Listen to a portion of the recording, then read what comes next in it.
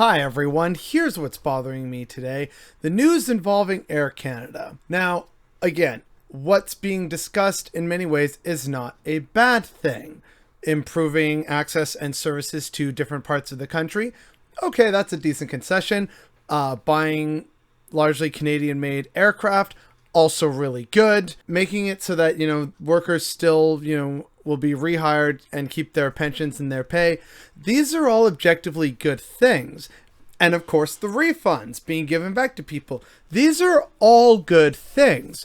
What I take issue with is the fact that Air Canada is worth $7.19 billion and the Canadian government bailout is $5.9 billion. And subway extensions for Toronto cost about $1 billion each. Why not just, at this point, nationalize Air Canada?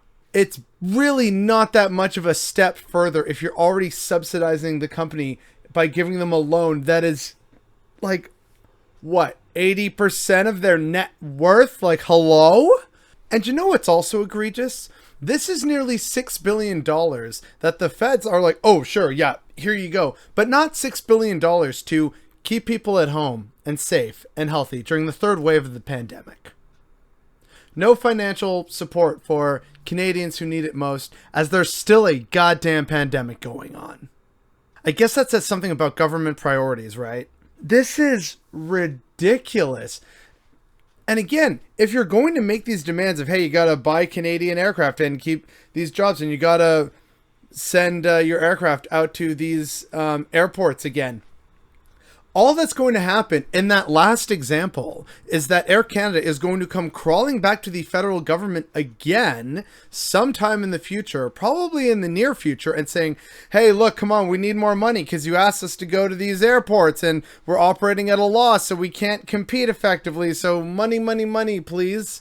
And the feds will say, okay, here's another $2 billion, which again is just going to say, why didn't we just nationalize this company a few years ago? If air travel is that important, which again, in a nation as vast and with many remote communities as Canada, it does make sense to invest heavily in our aviation system. That makes sense as, the nation of Canada. But what doesn't make sense is routinely bailing out a company to the tune of billions upon billions of dollars over successive terms that exceeds their net worth.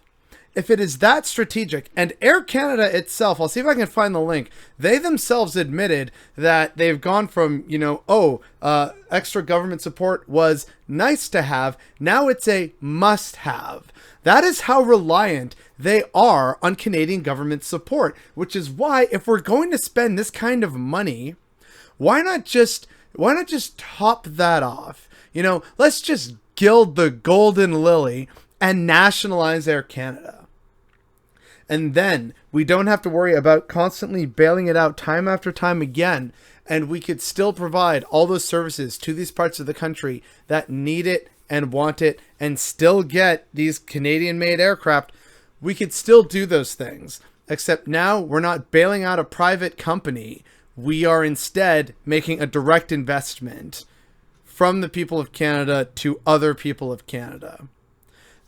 It just absolutely boggles my mind that no one with Air Canada in the news is talking about nationalizing it. The only news I seem to hear on, talk radio, on the CBC, the only news I seem to hear is about people saying, oh, good news, if you were asking for refunds from Air Canada, those are coming through.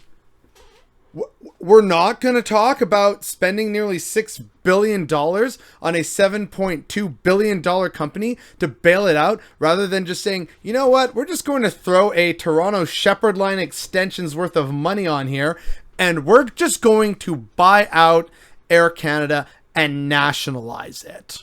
The fact that the media isn't having this conversation when it should be happening is definitely what's bothering me today.